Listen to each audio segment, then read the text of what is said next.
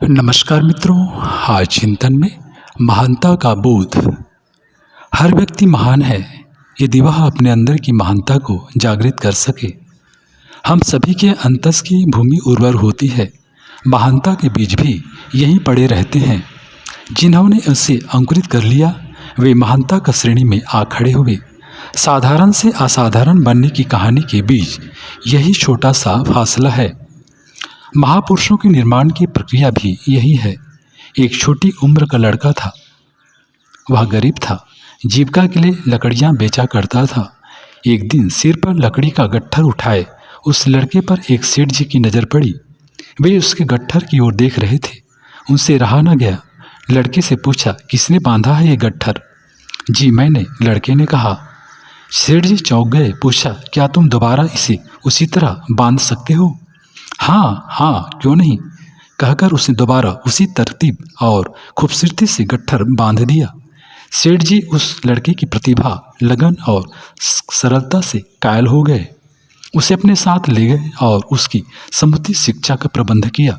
बड़ा होकर यही बच्चा यूनान का महान दार्शनिक पाइथागोरस बना। महानता बस एक प्रतीक है जो खबर में हो। जिन्हें सब जानते हो वे महान हो जरूरी नहीं। वास्तव में महानता की झलक उस बच्चे में है जो खुद अनुशासित है और अपने बड़ों से भी यही अपेक्षा रखता है। महान वह नौकरानी भी है जो माता पिता की अनुपस्थिति में बच्चे को माँ का दुलार देती है, उसकी परवरिश का जिम्मा लेती है। सड़क पर चलता हुआ वह युवक भी महानता की श्रेणी में आ खड़ा होता है जो अपने समय और पैसे की परवाह न करते हुए किसी ज़रूरतमंद की मदद के लिए आगे आता है।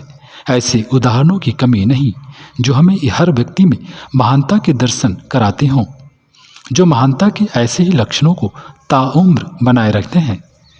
वही एक दिन महानता का शिखर भी छू लेते हैं।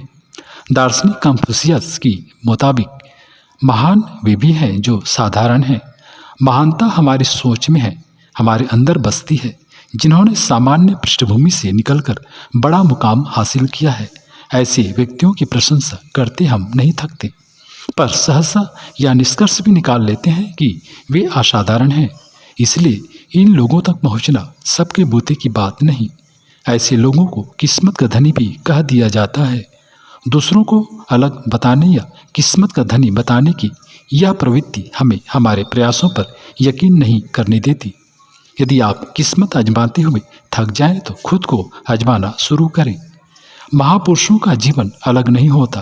उनके जीवन की परिस्थितियां भी वही होती हैं जो एक सामान्य मनुष्य की होती हैं, बल्कि कई बार अपेक्षाकृत ज़्यादा विकट भी।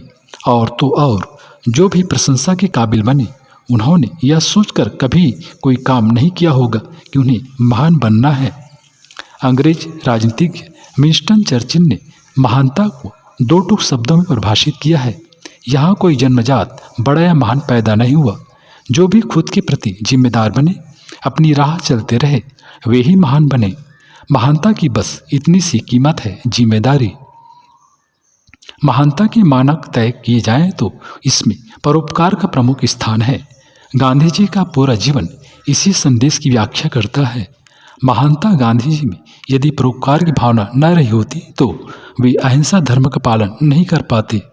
उल्लेखनीय है कि जो स्व से परे जाकर सोचते हैं, हिंसा उनमें आ ही नहीं सकती।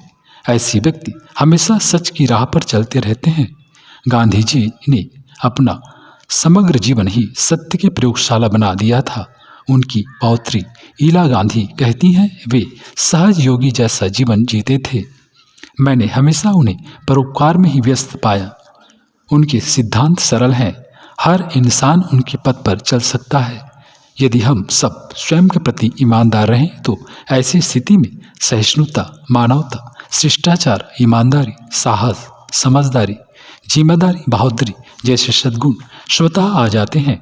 ऐसे व्यक्ति ही तो महापुरुषों, धार्मिकों, समाज सुधारकों में गिना जाने लगता है।